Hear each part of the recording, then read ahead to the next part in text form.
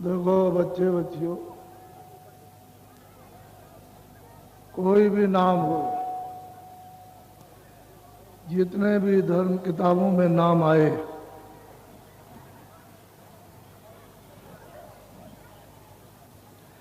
वो सतयुग का नाम हो या त्रेता का हो या द्वापर का हो या कलयुग का हो, नाम कोई भी होगा उसे सिद्ध करना, क्योंकि उसके नाम अनेकों हैं। जब वो नाम सिद्ध हो जाएगा तभी जीवों को लाभ पहुंचाएगा।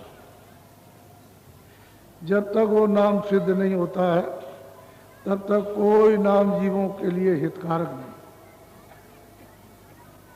नाम अपने अपने समय में ठीक थे। सतयुग का नाम सतयुग में ठीक था, त्रेता का नाम त्रेता में, द्वापर का नाम द्वापर में। अब ये कलयुग लगा हुआ, तो नाम सिद्ध करना पड़ेगा।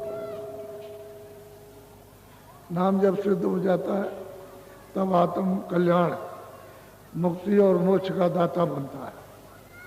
और जब तक नाम नहीं, तब तक सिद्ध नहीं है, तब तक बच्चों। इसलिए मेरा नाम तो जय गुरुदेव है नहीं और आपका भी नाम नहीं है, लेकिन आप लोगों ने धर्म पुस्तकों को बहुत गहराई से नहीं देखा। अगर देखते होते तो ये मिल जाता उसमें ये है। मैंने कोई गढ़ा नहीं है, लेकिन अब यह है कि तुमको मालूम नहीं है, उसका बोध नहीं है, इसलिए क्या किया जाए। तो मेरा नाम नहीं है ना आपका, ये तो उसका नाम है प्रभु का, वही जो सबका सृजनहार, जो सबका मालिक। तो आप उसके बारे में क्या कह सकते हो। इसलिए आप लोग कभी शंका में मत पड़ा करो, शंका अति दुखदायी। बोलो जय गुरुदेव,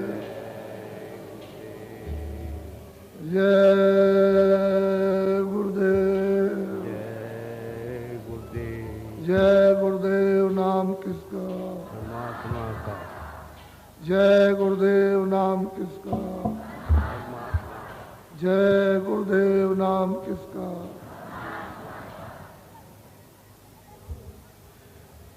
सच्चाई तो ये है, ये देश परिवर्तनशील है। इसको चाहे ज्ञानी हो चाहे ज्ञानी हो नकार नहीं सकता। ये मृत्यु लोक है, यहाँ हर चीजें परिवर्तित हो जाएंगी। कोई चीज यहाँ स्थायी नहीं रह सकती है। राजा से लेकर रैयत तक ये परिवर्तनशील देश है और ये मृतलोक है। तो आप इसको समझने की कोशिश नहीं करते हो। अगर यही समझने की कोशिश करो कि मैं कहाँ से आया, मैं इन चीज़ों में क्या चाहता हूँ, परिवार में, बच्चों में, जाति में, समाज में, या काम में, या खाने में, या सोने में, या मतलब है कपड़े पहनने में, क्या चीज़ की ढूंढ है कला से। तो अगर ये आप सोचने का विचार करो तो समझ में आए। तो जो चीज़ आप सोचोगे जानकारी के लिए, तो किसी से पूछोगे भी कि भाई मैं कहाँ आया हूँ और इस संसार में क्यों दौड़ रहा हूँ। पूछने वाला जब पूछेगा भाई इसमें क्या चाहते हो, तो आप कुछ ना कुछ मोटा महीन कोई शब्द, कोई मतलब माने तो बताओगे कि भाई मैं इसमें ये चाहता हूँ। जैसे कोई चाहता है कि मैं धनी हो जाऊँ, मेरे पास ज़मीन ज़्यादा हो जाए, मकान हो जाए, मेरे पास बहुत बच्चे हो जाए, मेरे पास राजपाट हो जाए, तो उसको ये जानने की कि भाई तुम इसमें चाहते क्या हो, क्यों राजपाट चाहते हो। तो वो बताएगा कि मैं इसलिए चाहता हूँ। क्यों तुम धनी होना चाहते हो, तो उसको एक चीज समझ आएगी कि वास्तव में संसार क्या है और हम क्या है। संसार कितने दिनों का है और हम कितने दिन के हैं, ये बिना महापुरुषों के ये आपको भौतिक बुद्धि विद्या और आध्यात्मिक ईश्वरीय विद्या ये बगैर महापुरुषों के नहीं आ सकती, चाहे जितनी भी दौड़ लगाओ आप। ये तो आप अपनी मोह ममता आसक्ति में दौड़ लगा रहे हो, लेकिन सही सच्ची हकीकत और वास्तविकता तो ये कि इसमें कुछ है, इसमें दौड़ रहे हो और दौड़ थकी दम टूट जाएगा, पर उसी जगह बस कुछ नहीं, तेरा कुछ है ही नहीं। तो मैं तुमको थोड़ा संकेत देता हूं कि तुम जहां से आए हो, किस रास्ते से आए हो, जहां से आए उसका थोड़ा संकेत देता हूं, तो आपको ये मालूम होगा थोड़ा बहुत कि भाई कुछ जाना जाए, कुछ समझा जाए। दोनों चीजें इसी मनुष्य शरीर में, भौतिक बुद्धि ज्ञान और आध्यात्मिक ईश्वरीय ज्ञान इसी शरीर के द्वारा यानी प्राप्त होता है और इसी के शरीर के द्वारा ही बताया जाता है। वहां तो ये शरीर है नहीं है, वहां तो वहां की भाषा, वहां तो वहां का वो तो अलग है, लेकिन यहाँ मृतलोक की जो भाषा है और मृतलोक एक दूसरे से जो कहना है वो तो एक दूसरे का शरीर होना चाहिए। अगर कोई आदमी खड़ा हो जाए जिसको आपने कभी नहीं देखा तो आप तो डर के मारे तुरंत दम तोड़ दोगे, भय हो जाएगा। आप ही के शरीर में कोई मिलना चाहिए तब तो हो सकता है। तो एक प्रार्थना करो, पहले मैं बोलूंगा उसके बाद। सतगुरु सतनाम तुम्हें कोला हूँ प्रणाम।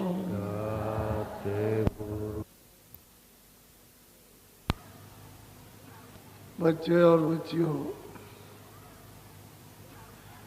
ऐसा तुम्हारा प्रकाश में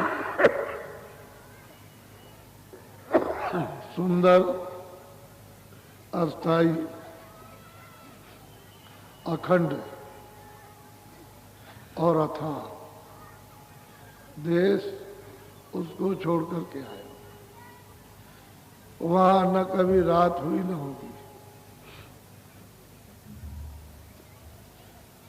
ये चीजें जितनी भी देखते हो, जल पृथ्वी अग्नि वायु आकाश, ये वो नाम निशान को नहीं। ऐसे देश के, ऐसे अपने घर के वासी और वो सच्चा सबका माता पिता, उसको छोड़ करके यहाँ पराये देश में आप आए। दूसरे के देश में आकर यहाँ तुमको भटका दिया गया, इन्हें रास्ता छुड़ा दिया। जब रास्ता छोड़ दिया, भूल गए, तो अब यहाँ रास्ता ढूंढ रहे हो कि मुझे अपने घर में कोई रास्ता मिल जाए, क्योंकि उस घर में आनंद ही आनंद, सुखी सुख, ज्ञानी ज्ञान, प्रेमी प्रेम, शक्ति शक्ति, अमृति अमृत। तो वो जब कभी आप याद करते हो तो कहते हो भाई मेरा वो सुख कहाँ है, वो आनंद कहाँ है। तो इन सब चीजों में चारों तरफ दौड़ रहे हो क्योंकि रास्ता छोड़ दिया। जिस रास्ते से आए थे, जैसे पिता की उंगली पकड़ करके बाजार में गए और वो तमाशा जब बच्चा देखने लगा तो वो पिता की उंगली को छोड़ दिया, तमाशे में लग गया, पिता आगे बढ़ गया। जब आगे बढ़ गया तो बच्चा इधर चला गया, तो अब ना उसको तमाशे का मजा और पिता ढूंढ रहा ना उसको मिल रहा, अब भटक गया। कितने लोग इस भीड़ में अपने बच्चों को छोड़ देते हैं और भटक जाते हैं तो हाथ तक नहीं देते। तो वो तो अपना घर है, उससे वहां से आए हो। एक ही रास्ता सबके आने का और एक ही रास्ता वापस जाने का। जब एक ही रास्ते से आए हो मनुष्य शरीर में, एक ही जगह पर सांप को बैठा दिया। जब बैठ गए आप